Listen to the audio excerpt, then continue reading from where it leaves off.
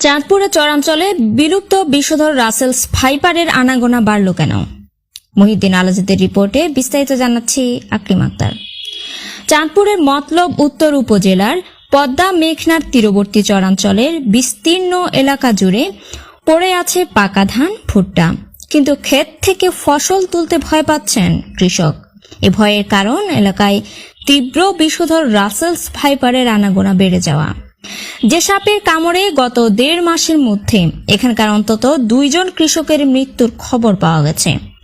Rajshahi medical college হাসপাতালের তথ্য অনুসারে 2018 থেকে 2023 সাল পর্যন্ত কেবল রাজশাহী অঞ্চলে রাসেলস ভাইপারের দংশনে 202 জন হাসপাতালে ভর্তি হন। এর মধ্যে মারা গেছেন 62 জন। আর চলতি বছরে এখন পর্যন্ত পদ্মা মেঘনার তীরবর্তী চাঁদপুর, রাজশাহী, রাজবাড়ী ও ঢাকার কাছের জেলা